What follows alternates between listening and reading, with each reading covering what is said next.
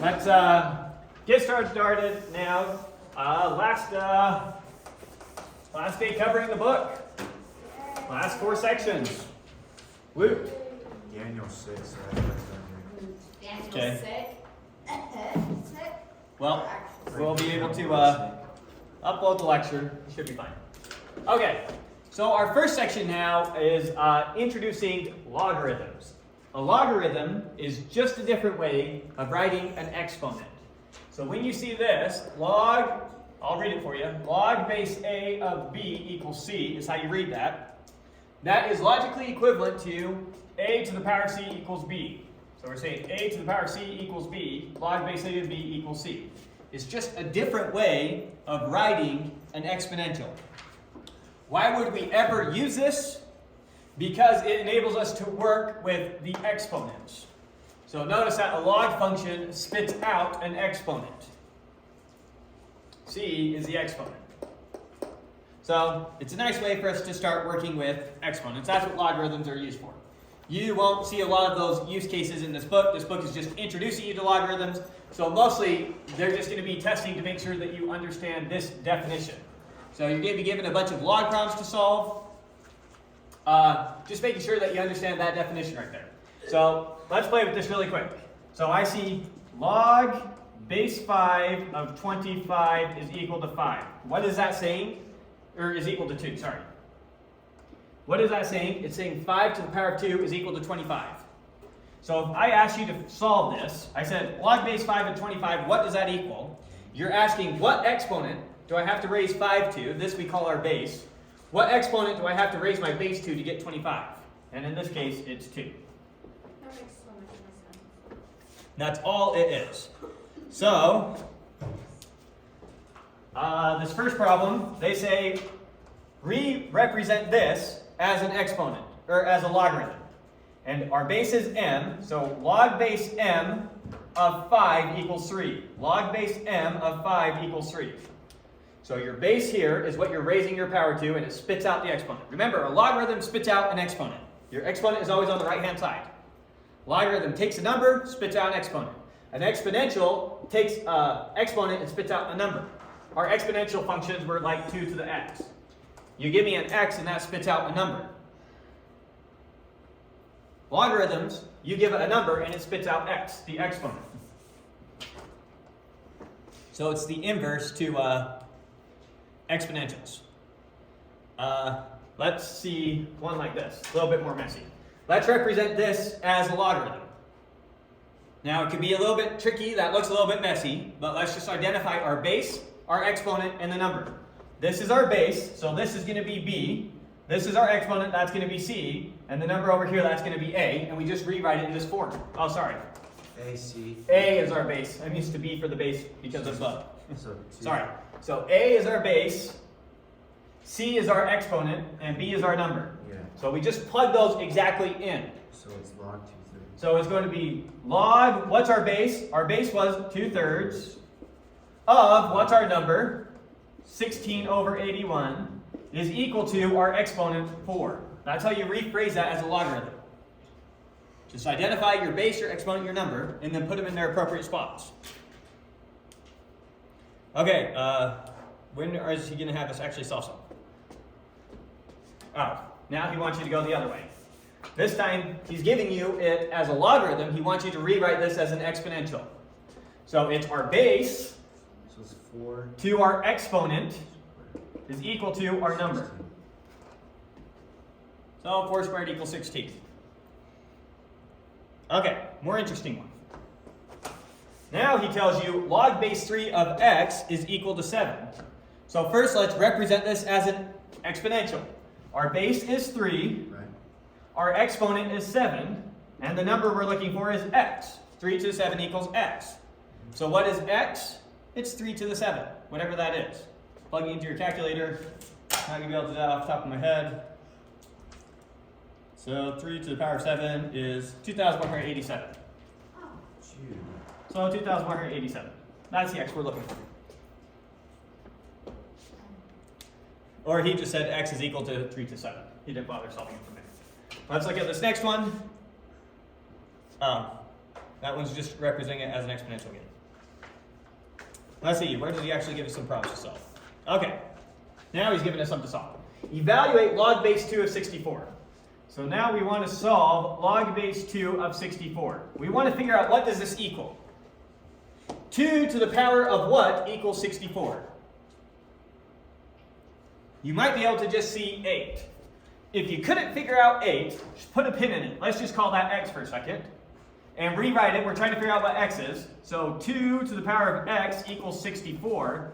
Try and rewrite 64 now as an exponential. 2 to the x is equal to 2 to the 8. And now we see x equals 8. But if you can just see it right out the door, 2 to the 8 equals 64, fantastic. But I bet the author went through all this work. Yeah. Oh, not 8. 6. That's embarrassing. 6 times. I should have caught that quicker. Yeah. 2 to the 8 is 256.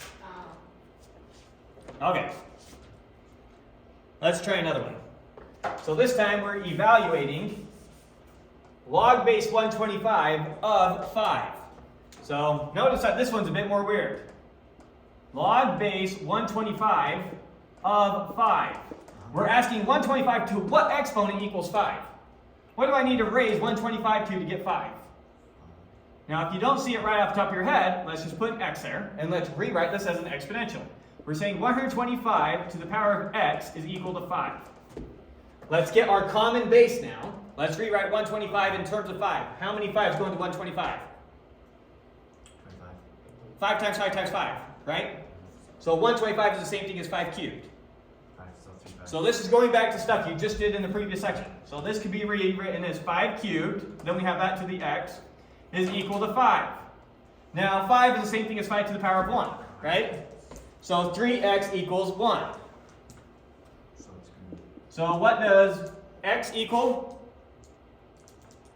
What? 4. 1. 3x equals 1. What does x equal? Oh, 2? No. You guys. I'm going to throw something. How do you get the x by itself? Moving it to the. You divide both sides by 3. Oh, 3. Ah, come on, guys. Divide both sides by 3 and you get x is equal to 1/3. All right, that was a warm-up. Okay? So we just really said 125 to the power of 1/3 is equal to 5. Which you've already done problems like this. What's the cubed root of 125? It's 5. It's just the opposite. That's why I was. Okay. Let's do some more examples. Hopefully get past the confusion. Here's another one. Log base 3 of 1/27. So we're looking for log base 3 of 1/27. We want to figure out what that equals. Right. We're going to rewrite this as an exponent. So I'm going to write 3 to the power of x is equal to 1 over, how can I write 27 in terms of 3's? Just do 9 times. 3 times 9 or 3 times 3 times 3 or 3 cubed, right? Good? Now I want the 3 in the numerator. How do I get from the denominator to the numerator? You have to make your exponent. Make your exponent negative. Perfect. So now I got 3 to the x is equal to 3 to the negative 3. So what does x equal? So x equals negative 3. So what did we just barely say? We said if you take 3 and you raise it to negative 3, you get 1/27. Which is exactly the case. Yes. We said 3 to the power of negative 3. So we said by saying that this is equal to negative 3, we're saying 3 to the power of negative 3 equals 1/27. Good. That's all these logarithms are saying. So it's just a different way of working with exponentials, which is what our last section was last week. Okay. Try this one, I guess, since it's a little bit different. So 5 to the power of 2 equals x. That's how you read that. So 5 to the power of 2 equals x. What does x equal?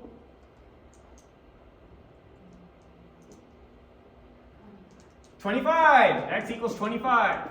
So what did we just say? We said log base 5 of 25 is equal to 2. Or 5 to the power of 2 equals 25. Same thing. All right, here's a somewhat more complex example. Base, exponent, number. So our base is 2, our exponent is 4, and that's equal to our number. Our number is 3x plus 5. And now you just solve it the way you know and love. What is 2 to the 4? 16. So we got 3x plus 5 is equal to 16. Subtract 5 from both sides. 11. And so we get x is equal to 11 thirds. Now you can always go back and plug it back in. What's 3 times 11 thirds? What's 3? So we're plugging in 11 thirds for x. What's 3 times x or 3 times 11 thirds?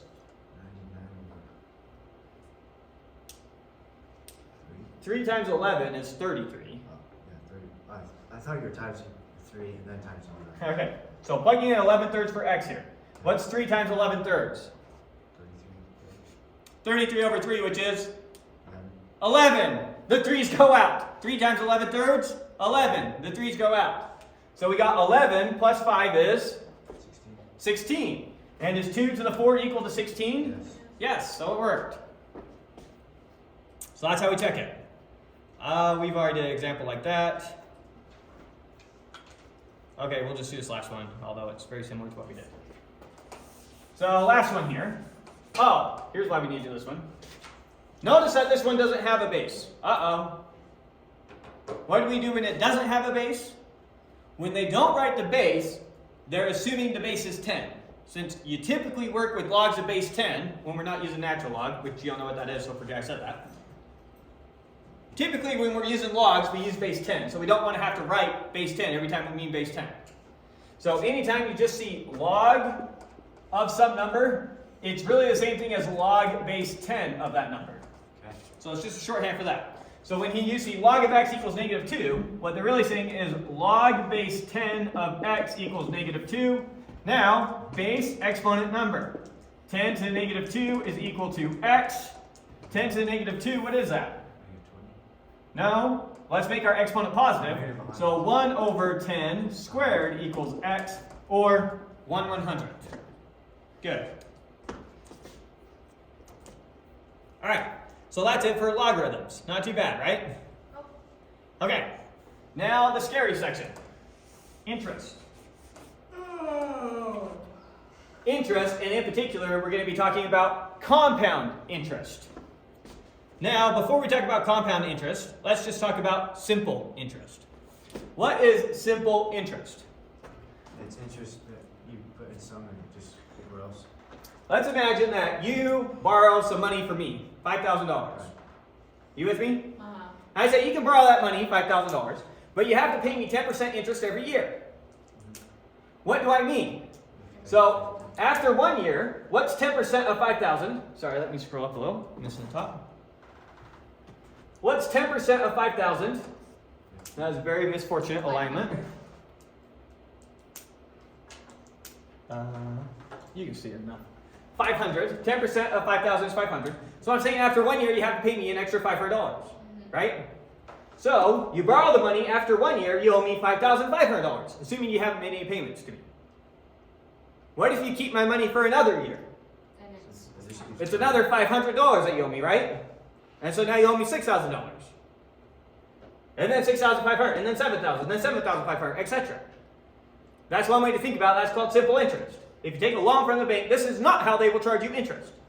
They will charge you what is called compounding interest. So let's same exact scenario. I'm now a bank. You borrow $5,000 from me at 10% interest rate. What happens after 1 year? You owe me $5,500. Okay, that's the way we know and love. But then after the next year, you have to pay me 10%, not on 5,000 more anymore, but now on 5,500. So what else? And so over the next year, you owe me $6,050 instead of just $6,000. Because you have to pay me interest on the interest. So 550 then keeps going. Right, so now you have to pay me $550 from here to here instead of just $500. And now going from here to here, you have to pay me $555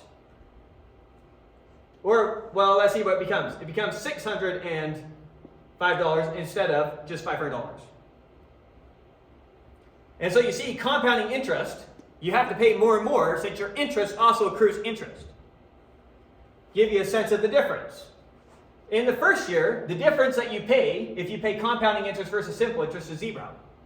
In the second year, the accumulated difference is only $50. And then it's 105, then 165, then 232, and you see how it grows with time. And the total loan that you have, compound interest versus simple interest, gets very different. Here, it's $17,000. Here it was only $11,000. What would it be if you carried out this loan for like 30 years? So if you carry out this loan for 30 years, after 30 years holding the loan, if we only charge you simple interest, you'd only owe me $18,500. But that's not what a bank charges you. They charge you compounding interest, which is $65,549.97. Those are very different numbers. One of Einstein's more famous quotes is, the most powerful force in the universe is compounding interest. It blows up. It grows fast.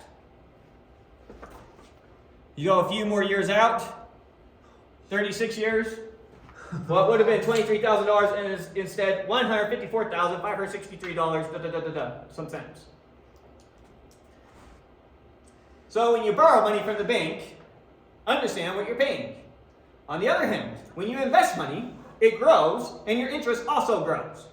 So if you were to start out by investing $5,000 in the S&P 500 and an average 10% growth each year, then you would roughly expect to have $154,000 at the end of 36 years. It's the idea behind investing, right? You put the money in there and it grows for you. Yes and no. Does it just depend on what value goes to? Right, this is assuming you just invest in the S&P 500, which in a standard year grows 10%, which is great. No one takes a problem with 10%. Let's say you're setting up a retirement account for yourself. You decide that you're going to initially set aside $5,000, and then every year you're going to make a second contribution of an extra $5,000.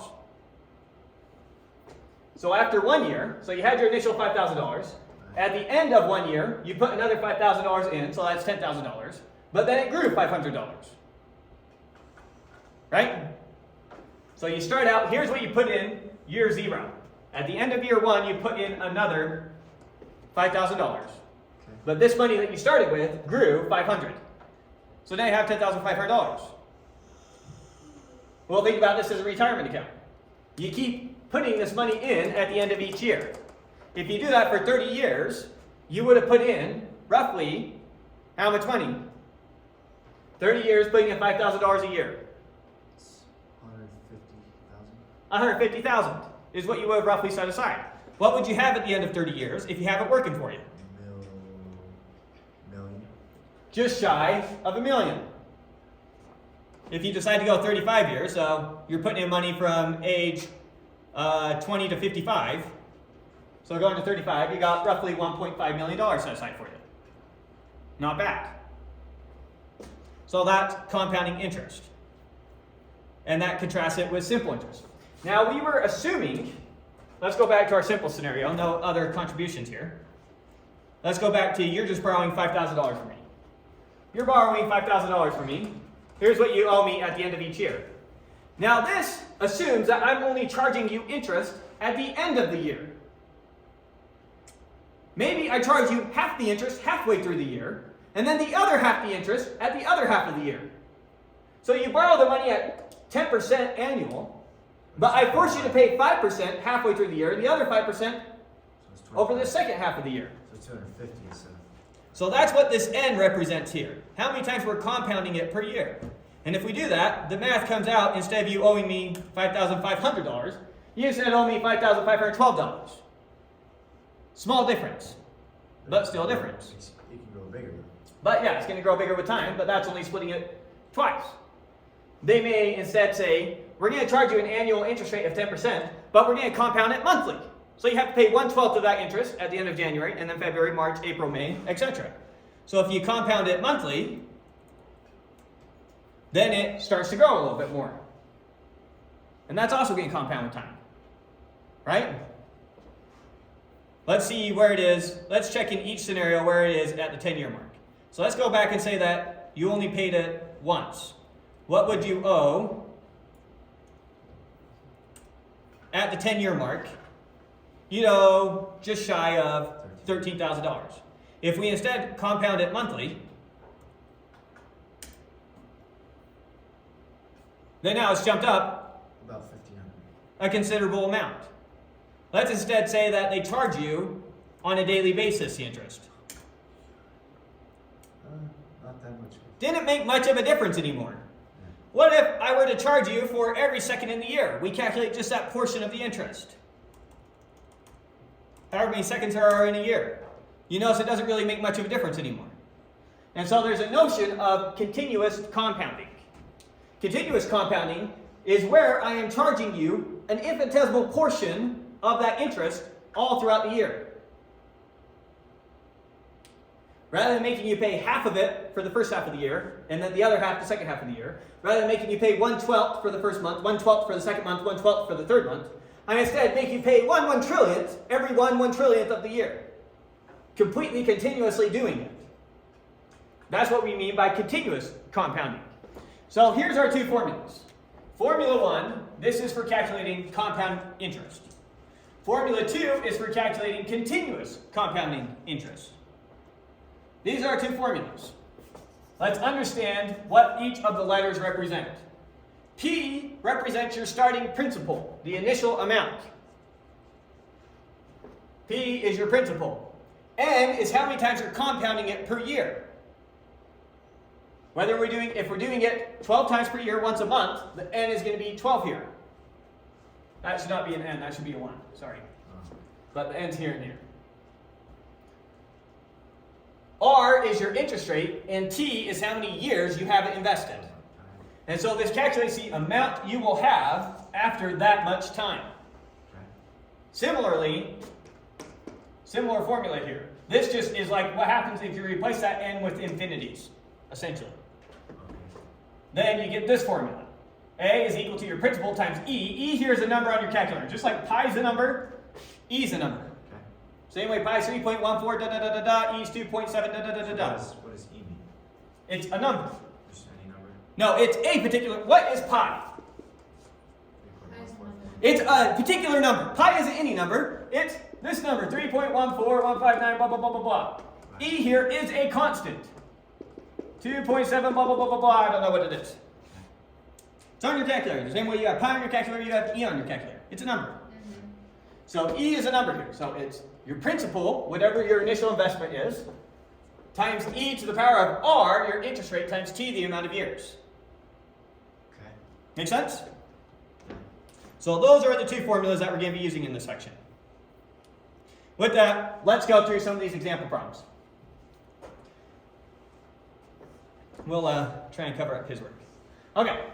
If you take a car loan for $25,000 with an interest rate of 6.5%, compounded quarterly, so let's start getting our variables. Our initial principal is going to be $25,000. Our interest rate, R, is going to be 0.065. Remember that's a decimal. Interest is a decimal, or percentage is a decimal. And then let's see, compounding it quarterly, so N is going to be 4. We're compounding our interest 4 times a year. No payment is required for the first 5 years. What will your balance be at the end of 5 years? So the car dealership sets us up with you. We'll give you the car. You owe us $25,000 at an interest rate of 6.5%. We're going to compound it quarterly. First 5 years, you don't have to make a payment. So you're going to go 5 years without making a payment on this thing. What are you going to owe at the end of those 5 years? That's what we're calculating. Okay. And so the amount you're going to owe, A is going to be that number, 25,000, times, parenthesis, 1 plus R, our interest rate, 0.065, over N, 4, all to the power of N times T. In this case, T was equal to 5. We're looking at 5 years. And then from here on out, it's just a simple task of plugging it into your calculator. So all these problems are just going to be about identifying your variables, right, to plug into your calculator for the most part. So plugging that into my calculator, let's see what I get. 25, 1, 2, 3 times 1 plus 0.065 divided by 4, all to the power of 4 times 5. And I get, we'll write up there. And so the amount that comes out when I plug all this in is 34,510.50. That's how much you would owe. So by taking 5 years off from paying off this car, you now owe an extra $9,500. So you might as well just pay it off the first time. You may as well not buy a car with a car loan. Buy it with cash. That's a smart thing to do. Never get a car loan. But if you're going to make this mistake, then yeah, better to pay it off than to wait. Okay. But the smart thing to do is just don't pay interest at all. Just pay for it all and go. At least that's what I personally do with my vehicle purchasing. Okay, and the answer comes out to 34,510. Okay, we got it right. Next problem. Try another one of these. What principal will amount to $3,000 if invested at 6.5% weekly for 4 years? So now we're working the problem backwards. You're sitting here and you're saying, I know that I can make an investment at 6.5% compounded weekly for 4 years. I need $3,000 when it's all said and done. You're saving up for some trip to Europe or whatever. You figure out it's going to cost you $3,000. You need to figure out how much money do you need to invest now so you can have that $3,000 4 years from now when you're going to go on your trip. So this, we're doing it backwards. We want 3,000 to be the number that comes out. We're looking for the P that gives us it. We're going to take that P and we're going to multiply it by 1 plus our interest rate is 0.065. We're compounding it weekly, so what's our N going to be? 52. Perfect. 52, and then this is going to be times 52, or to the power of 52 times t. How many years? 4. 4. And we're looking for p here. So here's what I'm going to do. I'm going to figure out what this number is, and then I'm going to take 3,000 and divide by it. And that's going to give me p. How did you get 52? 52, because it's compounded weekly. So how many times do we do it in a year? 52 times, because there's 52 weeks in a year. Good? So, yeah. Okay, cool. So now I'm just going to calculate this number right here without the p. So I'm going to figure out what is 1 plus 0.065 divided by 52, all raised to the power of 52 times 4. That's going to spell a number for me. It's 1.297, blah, blah, blah, doesn't matter. Now I'm going to take 3,000 and divide by that number, and that's going to give me my p. So I take 3,000, and I divide by that number, and it comes out 2,313.53. So P is equal to 2,313.53. So you want to go on the trip. If you invest this much money right now into something performing at 6.5%, being compounded this way, you'll have your $3,000 in 4 years going on your trip. Make sense? Yeah. All right. Let's try another one.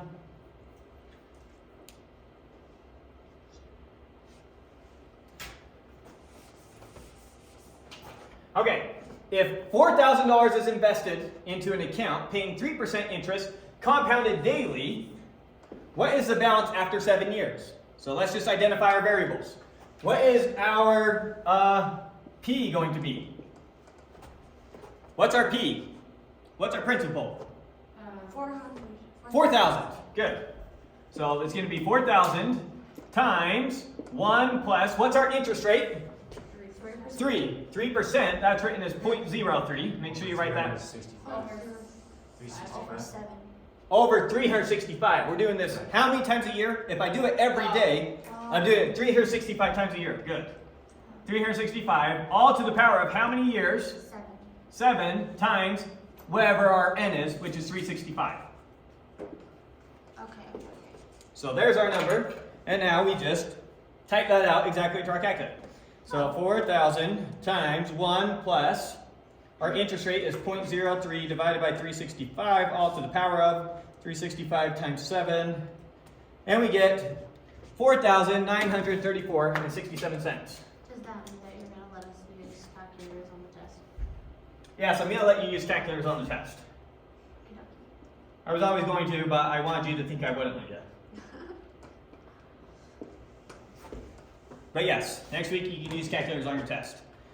For the love, I hope you know how to all add fractions. I do. Okay, let's make sure that's the answer the author got. 4934.67. Yay, we did it. Okay, now he's going to do a problem with continuous interest. This is compounding. This second formula is compounding continuously. So if you're compounding continuously, here's the number you're looking for. You're going to notice that he doesn't give you an n, because the n is basically infinity in these scenarios. So let's work through this one. So $4,000. So let's see. We're using this formula. What's my principal? What's my P? 4,000. 4,000. Yeah. E is just a number. It's not a variable. We're not plugging in for E. E is a number. So I'm a calculator. E. Okay. Okay, so don't try and plug in something for E. What's our R? 3%. 0.03. All over. And then what's our T? It says, Just continuously for 7 years. 7 Right. is our T. There is no n. Since it's compounded not over. continuously, no It's n. not over. It would have said, if this were this formula, it would have said compounded daily or compounded quarterly or something like that. Compounded continuously means we have no n. So it's a formula without any n's. Okay. And now we just plug that directly into our calculator. So I go and I write E. You'll notice E is often in your calculator e to the x. You're already raising it to some exponent. So I got 4,000. Oops, that's 400. 4,000 times e to the power of 0.03 times 7. And it comes out, my batteries must be loose.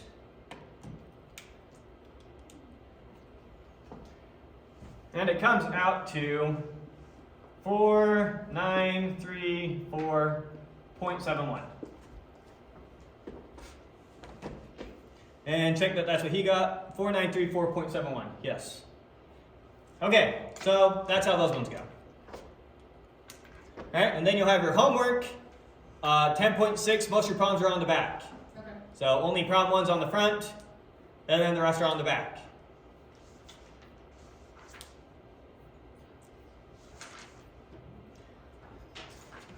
Okay, trigonometry, kind of. First, I gotta go over trig with you let me call it the dumb way. And then after you guys' final, we'll do a trig review where I can actually go over this the way I want to go over it. But to be consistent with the book, we'll go over it the dumb way first. Oh. Alright, so now we're moving on to trig functions. What is going to happen in these sections over and over again? You're going to be given a right triangle. A right triangle, and you're going to be given some angle value in the right triangle. Theta here is just a variable. It's just standard to use theta for an angle the same way we typically use x's and y's for real numbers. What is theta? Is theta the circle with the line in it? Oh, yes. Sorry. Here it is. It's a Greek letter, theta. Okay. The same, maybe alpha, beta, theta. It's just a Greek letter. Okay, used to represent an angle. Okay, so look at this picture. In this picture, so you're going to be given triangles over and over again. Orient your triangles so that your angle's in the bottom left-hand corner. The longest side of a right triangle, what do we call that? Hypotenuse. So we use h to represent the hypotenuse.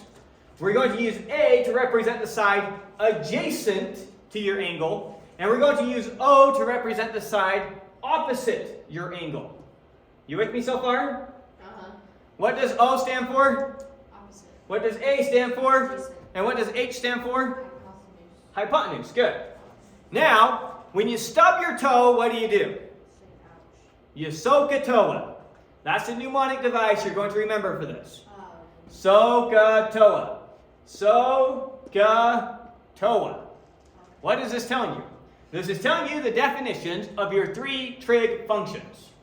Your sine function is equal to opposite over hypotenuse. Your cosine function is equal to adjacent over hypotenuse. And your tangent function is equal to opposite over adjacent. So, sine is a function. You give it an angle, and it will spit out this ratio of the length of the opposite side over the hypotenuse. Cosine is a function. You give it an angle, and it will spit out the ratio of the length of the adjacent side over the hypotenuse. Tangent is a function. You give it an angle theta, and it will spit out the ratio of the length of the opposite side over the length of the adjacent side. So there's a very simple definition for these three functions. The sine function, the cosine function, and the tangent function. These are kind of weird the first time you come across them, so let's just do a ton of examples with these. So starting with some triangle over here. Let's see, using the diagram, blah, blah, blah. We will find the three ratios. Okay, I guess I'm supposed to find sine of theta, cosine of theta, and tangent of theta. Let's do that first. Why is it cos of tan? Huh? Why is it the same for like it's sin, cos, and tan? Why is it the same for SOH-CAH-TOA? So is sine is opposite over hypotenuse. Cosine is adjacent over hypotenuse. Oh. Okay. Tangent is opposite over adjacent. SOH-CAH-TOA. That helps you remember those ratios. Okay, so now we've got this triangle here. Our job is to figure out what sine of theta is, what cosine of theta is, what tangent of theta is, what sine of alpha is, what cosine of alpha is, and what tangent of alpha is. Okay? First, I'm going to find sine of theta. Where's theta? Theta is this angle right here. Now, this weird shape, the author's trying to say this is a right angle. It doesn't look very right. It's an older textbook, so whatever program he was using was having a tough time. But he means for that to be a right angle. You with me? Our job is to find sine of theta. What is sine of theta equal to? It's equal to opposite over hypotenuse. So it's What is opposite this side? What's opposite it? Here's the angle. What side is opposite this angle? oh the other 6 is opposite this angle. So your opposite is 6. What's your hypotenuse of this triangle? Your hypotenuse is the longest side of the triangle. 10. It's the side opposite the right angle. 10. So the sine of theta here is equal to 6 over 10, or that reduces to 3/5. There's sine of theta. Let's find cosine of theta. What is cosine of theta? It's the adjacent side over the hypotenuse. So it's 8 over 10. So it's 8 over 10, or in other words, 4/5. What is a tangent of theta? It's the opposite over the adjacent. It would be 6 over 6 over 8. The opposite side over the adjacent side to this angle. This is the angle we're talking about, theta. So each So of these 6 over 8, or in other words, 3/4. so each of these just calculates each side of the triangle. Basically. It's just in terms of those exact ratios right there. So let's rework this problem, this time looking at alpha. So now our angle is going to be this angle over here, alpha. And so now what is sine of alpha equal to? What side is opposite alpha? 8 over 10. 8. The hypotenuse is still 10. So now sine of alpha is equal to, sorry, that's an 8, is equal to 8/10, or in other words, 4/5. What is cosine of alpha equal to? 6/10. Or in other words, 3/5. Oh, and then 6. And what is tangent of alpha equal to? 8/6. Or 8. It's equal to opposite over adjacent. 8. 8/6. Or in other words, 4/3. Make sense? Yeah. Not bad, right? Yeah? It's just the hard part. The hard part is gonna be remembering. All of the. Yeah. Okay, now this sine function is not a function that you know. It's a mystery function, right? Yeah. All you know is that you plug in an angle and it somehow spits out this ratio of opposite over hypotenuse. So you just literally plug it into your calculator and it will spit out some value for you. It turns out it's always going to spit out a value between 0 and 1. No reason for you to understand that unless it came from Trig. But it just spits out some decimal number each time. So sine of 42, if we plug that into our calculator, sine of 42 degrees, it comes out 0.669131. So this comes out to approximately 0.669131. What is that saying? That is saying that if I take some triangle, I build some triangle, and I build it such that this angle right here is 42 degrees. Then, so I build some ramp here. I don't know how long the ramp is, but I know it's at this angle 42 degrees. However long this ramp is, the hypotenuse, and however high up it goes, which is the side opposite, I know that this divided by this has to be this number. That's what sine gives me. Sine of theta gives me the ratio of the opposite side over the hypotenuse. It's a ratio. And the ratio is the same if I stop the ramp here as if I stop the ramp here as if I extend the ramp further. The ratio of its height to how long the ramp is always the same. So these trig functions spit out ratios. It's just the bottom that gets bigger. But the ratios are preserved. Right. So that's why sine of theta for this triangle and for this triangle give you the same thing. Sine of 42 degrees is the same thing. Because the ratio of the opposite side to the hypotenuse is the same in any case. And same with the ratio of the adjacent to the hypotenuse or the opposite to the adjacent, if you keep the angle the same. So it's spitting out a number, it's spitting out those ratios. And so the author plugs some numbers into the calculator and they spit out whatever they spit out. Okay, let's get a cooler problem. Here's a cooler problem. You are most likely going to get confused if you do not redraw the triangle so that your angle's in the bottom left-hand corner. So I'm going to just redraw this triangle like this. This is a right angle, this is 25 degrees. Okay. This side is 4, this side is x. Okay, our job is to figure out what this x is. That's what we're trying to figure out. You with me? Yeah. So here's my angle. What two sides do I care about? I don't care about the hypotenuse. I care about the adjacent side and the opposite side. So that you can get what? So I come and I look at these three formulas. Which of these three formulas has to do with the opposite and the adjacent? Tangent. So I'm going to use a formula that tangent of my angle, in this case 25 degrees, is equal to 4 over x, opposite over adjacent. Now tangent of 25 degrees is just a number, so we can now solve for x. But now I'm going to solve for x. So I'm going to take this equation, I'm going to get x by itself, everything else on the other side. It's just algebraic manipulations the way you know and love. So I'm going to multiply both sides by x. So then x times tangent of 25 degrees is equal to 4. You good? I took this and multiplied both sides by x. Yeah. What's tangent of 25 degrees? Who cares? It's just a number. You with me? So now I'm trying to get x by itself. So now I'm going to divide both sides by tangent of 25 degrees. And so x is equal to 4 divided by tangent of 25 degrees. Whatever that is. And so now I can go to my calculator and I can plug that in. I do 4 divided by the tangent of 25 degrees. And it spits out 8.58, we'll say. Comes out to roughly 8.58. And so that is our x here. Notice pictures lie.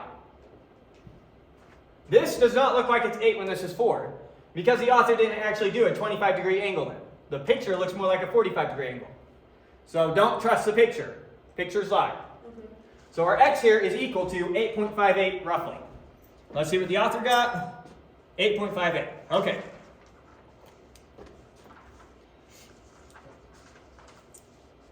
Let's do another problem. Okay, here's our triangle. What two sides of the triangle do we have? So here's the angle we care about.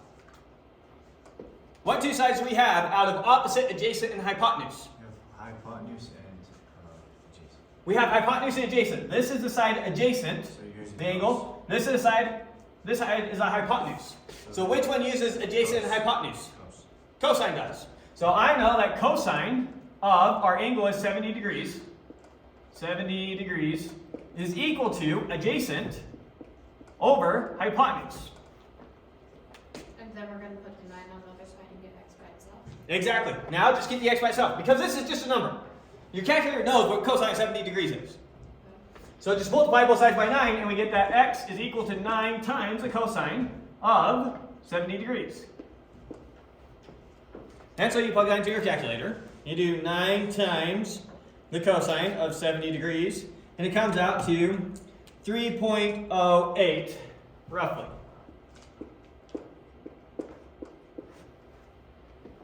And so this side x would be roughly 3.08 of that triangle.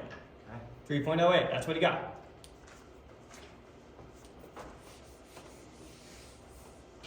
Let's, that wasn't very many examples. Let's do a couple from your homework.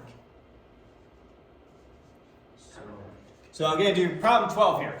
Okay. So problem 12, we have our angle. Here's our angle right here. And which two sides do I also have information for? Hypotenuse and adjacent. No. My hypotenuse Yeah. and my adjacent. Yeah. And so which function am I going to use? Cos. Cosine. So I'm going to say that cosine of 56 degrees is equal to adjacent over hypotenuse. Okay, this one came out almost the exact same. So in this case, multiply both sides by 5, and I get x is equal to 5 times cosine of 56 degrees, whatever that is. All right, let's see if we can find a harder one. They're all kind of the same, aren't they? So with the cosine and the sin and the tan and the sin, Why don't we with do an angle by itself, 19, it says on 10.7 it just says round to the nearest 10,000. What does that mean? 71.4? Round to the nearest 10,000, that means 3 decimal places. So you're gonna plug that in and plug it in, see what it is, and then round. Yeah, so let's see. Finally, here's one I will use second. We'll do 20. Okay, so problem 20 now, over here.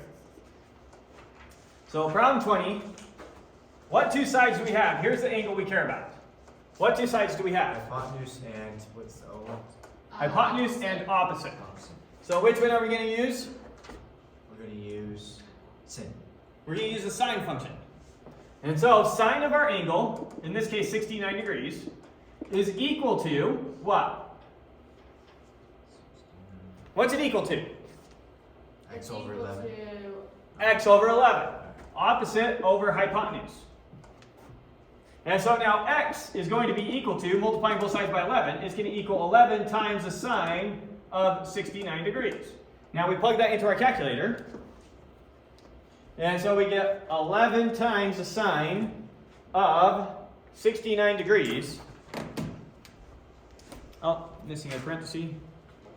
11 times the sine of 69 degrees. And what my calculator tells me this is 10.2694. Now, as Dan read in the problem, it said round to the nearest thousandth. So we round to the third decimal place. So the answer they're looking for is 10.269 would be the correct answer. Rounded to 3 decimal places. Yeah. Make sense? Yeah. Okay. And then finally, our last section is on the inverse trig functions. Okay. They just undo your trig functions. So sine function, you give it an angle, and it spits out the ratio of opposite to hypotenuse. So now you're trying to figure, instead of what You're- it is, you're trying to figure out what angle, What the degree, angle is. the degree of it. You got the idea. So the inverse sine function, you give it the ratio, and it spits out the angle. Yeah. Make sense? Let's, well, yeah, that's the idea. So let's just jump into some examples. Okay, so I know that sine of A is equal to 0.5. So the triangle that this might be is, I might have some angle here. He's calling this angle big A. I got some angle A where the ratio of the opposite to the hypotenuse is 0.5. So it could be that the opposite here is 3 and the hypotenuse is 6. It could have been that the opposite here is 10 and the hypotenuse here is 20. Whatever it is, the ratio is 1/2. Okay. You with me? Our job is to figure out what that angle is. Because notice that if we do this 3 to 6, or we extend it all the way to 20 and 10, the angle is still the same size. Make sense? So how do we do that? You literally just plug into your calculator sine inverse of whatever you have. Whether it's 3 over 6, or whether you had 10 over 20. In either case, it's reducing to 1/2, or in this case, 0.5. So what is the arc sine of 0.5? And this isn't something you should just know how to calculate. You have to get it from your calculator. So you do the arc sine of 0.5, plug it in there, and it spits out, every time I sit down, my battery's ticking. And it, not 30%. Sorry, 30 degrees. 30 degrees. And so this is equal to exactly 30 degrees. That must be a 30-degree angle. If you set up a ramp at 30 degrees, then the ratio of the length of the ramp to how high it is will always be a ratio of 2 to 1 or 1 to 2. So you're going to use the like tan negative when you're looking for like the angle. Yeah, so it's just the inverse. So over here, we were using two sides to figure out the angle. Right. Over here, we were given the angle to help us figure out one of the two sides. Okay. Over here, we're going to be given two sides to figure out the angle. Okay. So instead of your variable being one of the sides, because what we were doing before is you were given 6, you were given an angle 30 degrees, and then you were told to find one of the sides. Now instead you're going to be given two of the sides and be told to find the angle. Okay. And that's what's going to happen here. So he shows you actually calculating some of those numbers. Doesn't matter. Here's more like what we're going to have. Okay. So now we're trying to figure out the angle from two sides. Which two sides do I have? You have the hypotenuse. And the opposite. And the opposite. Well, no, you have adjacent. No, Okay. this is adjacent means touching. Yeah. This side is touching that angle. This side is not touching that angle. So this side is the opposite side of the angle. We're doing this with respect to the angle. Here's the angle we're talking about, right? Oh, yeah. This side is opposite the angle. Yeah. That's what we mean. Okay, so we have opposite and hypotenuse. So which function are we using? Sin with a. Sin. So I know that sine of theta is equal to opposite 12 over hypotenuse 17. Right? We're trying to figure out what theta is.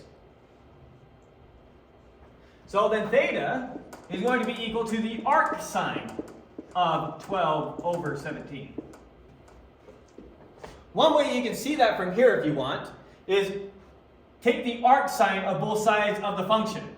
And so we take the arc sine of this, and we take the arc sine of this. But remember, what does an inverse function do to a function? An inverse function just undoes a function. You might remember from last week, we talked about how f of f inverse of x is just equal to x. An inverse function just undoes a function. Okay. So, inverse sine of theta is the same thing as theta. So theta is equal to the arc sine of 12 over 17. So that's the logic for getting it. But here's how we set up in general. So here's the angle we care about. Here's the hypotenuse. Here's the opposite. I know that sine of theta is equal to 12 over 17. So theta must equal arc sine of 12 over 17. And so you just plug that into your calculator. And so we plug in arc sine of 12 divided by 17. And what do we get? 44.9 degrees. Maybe he says 45. He rounds up to 45 degrees. So that's what comes out when you plug that into your calculator. Good? Okay, let's look at another triangle. All right, here's our triangle. Here's our angle. Which two sides do we have? You have adjacent. We have the adjacent And the opposite. and the opposite. This one's a hypotenuse, we don't have that. Okay, so which function are we using? Tangent. So I know that tangent of alpha is equal to adjacent over hypotenuse, 3 over 5. So how do I get alpha? What's alpha equal to? Alpha is equal to If tangent of alpha is equal to 3 over 5, what's alpha equal to? 5 over 3. No, it's percent. It's equal to the arc tangent of 3 over 5. Oh, it's just something to do with it. Yes. Remember, sine, you give it an angle, it spits out a ratio. Arc sine, you give it a ratio, it spits out an angle. Tangent, you give it an angle, it spits out the ratio. Arc tangent, you give it the ratio, it spits out the angle. We want the angle spat out, so we need to plug our ratio into the arc tangent. And so, arc tangent of 3/5 is equal to roughly 31 degrees. So, should have gotten 31 degrees there. Oh, he got 59. What did I do wrong? Oh, opposite over adjacent. Opposite 5 over adjacent 3. And so alpha is equal to the arc tangent of 5/3, not 3/5. Whoops. So now we do arc tangent of 5/3, and we get 59. Okay, hopefully that's what he's got. Yep, okay.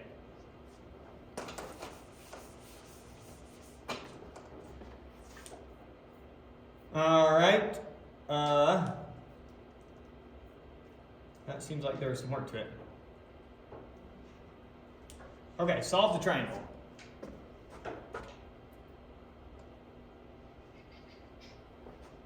Solve the triangle. Da, da, da, da, da. What does he want here? A, B.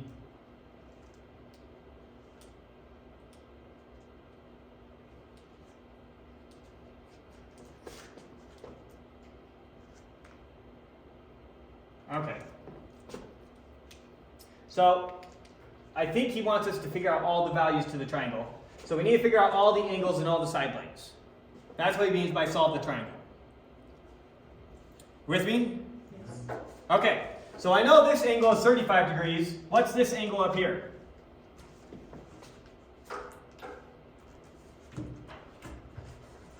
What is the angle sum of a triangle? We already told us this. What? It's going to be 9. If I add up all the angles in a triangle, what do I get? 180. 180. Oh, So it's How gonna big be is a 90. right angle? 90. So these two have to add up to 90. okay. So what plus 35 equals 90? Or in other words, what's 90 minus 35? 55. Thank you. So this is 55 degrees. So we figured out these two angles. So we know our three angles. Now our job is to figure out this side length and this side length. You with me?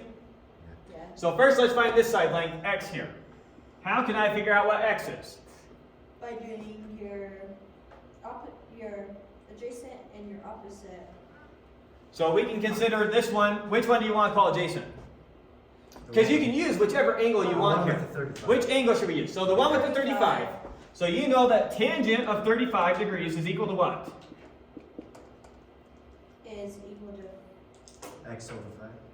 Is it x over 5 or 5 over x? Oh, it's 5 over X. 5 over x. So let's use 55. Let's use this angle, and that way we can call it x over 5. A little bit easier to work with. You see that? Yeah. Okay. So now multiply both sides by 5, and we get that x is equal to 5 times the tangent of 55 degrees.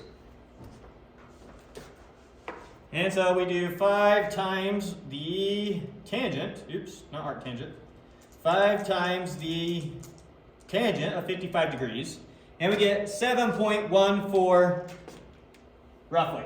So this comes out to 7.14. That's the length of this side. Okay, we still need to figure out the length of this side.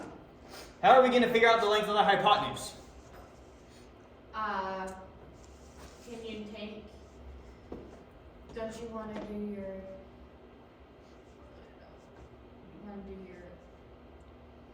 adjacent and hypotenuse? Or is that correct? Adjacent and hypotenuse. We can do that if we use this angle. Okay. So which one's adjacent and hypotenuse? Would 5 be the adjacent? Right. Which trig function am I using? Oh. Cosine. So cosine of 55 degrees is equal to what? Is equal to 5 over h. 5 over h. Perfect. And now I can solve for h. So multiply both sides by h and divide both sides by cosine 55, and we get h is equal to 5 over the cosine of 55 degrees. That's a perfectly valid way to find h. And if we do that, 5 divided by cosine of 55, then we get 8.72 roughly. So this comes out to h is equal to 8.72-ish. So 8.72. That's one way we could have done it. Another way we could have done it is we could have used the Pythagorean theorem. This side squared plus this side squared equals this side squared. That side squared plus that side squared. This side squared plus this side squared equals this side squared. So I could have instead said h squared is equal to 5 squared plus this number squared. So I could have figured out what that is, take its square root, and that give me h. So if I would have done 5 squared plus that 7.14 number squared, that gives me basically 76. And then if I take the square root of 76, that should give me my h, which again is 8.72. So a bunch of ways you can find these sides. There isn't, here's the one right answer. So let's see, try and line ours up with his. We got 5, he said 7.1, we said 7.14, he said 8.7, we said 8.72. So a little bit more accuracy than what he wanted, but we got all the same numbers as him. So it worked.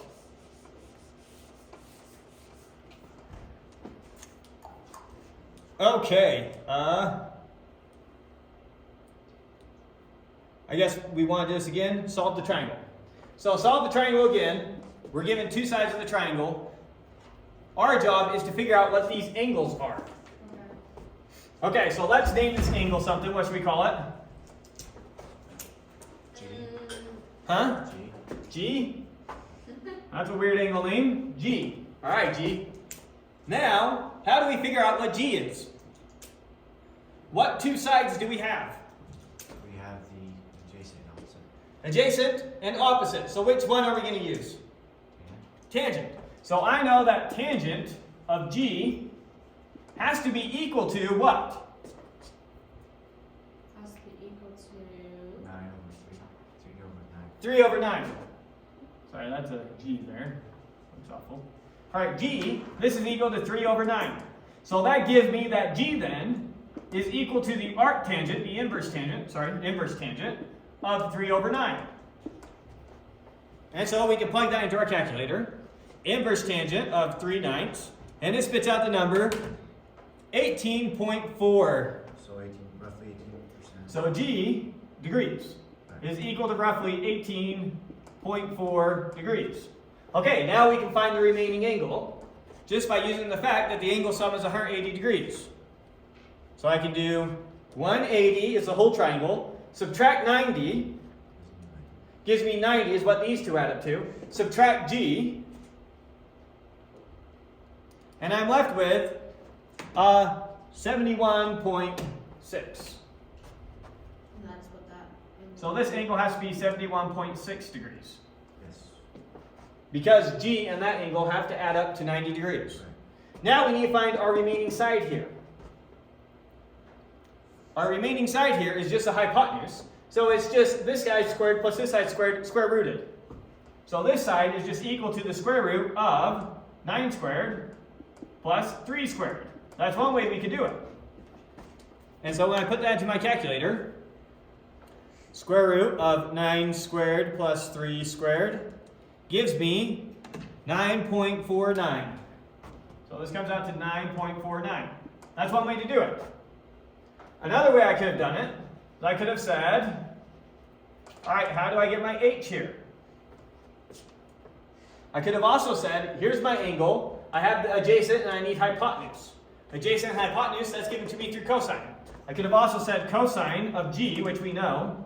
Cosine of g is equal to 9 over h, or in other words, multiply both sides by h and divide both sides by cosine g, I get h is equal to 9 divided by cosine of g. That's another way I could have gotten h. And if I would have done that, take 9 divided by our cosine of 18.4, that angle. Oh, missing a parenthesis. And we get 9.49. 9.49, same number. So there's a bunch of different ways that you can come up with these missing numbers for the triangle when it says solve the triangle. There isn't one right way. Use it however you want. And that was our last example. So that's our last example. That's the last section in the book. That's the end of the book. You did it. Yay. Now just make sure you actually learned it before the test next week. Okay. Yes. Yeah? Yeah. Cool. Any questions you want recorded? Will you actually not give us a final if we do it on our test? Sorry, what? Will you actually not give us a final if we do it on our test? We'll see. We have I don't promise anything like that. we just have a lot of stuff we have to Great. I want to make sure that this is top priority. do. Okay. So now I've got to outdo It's all not the other top teachers. priorities. I got to lay it on thicker. Worst case scenario, I see you next year, right? I don't want to come back next year. No offense. I must have done a good job.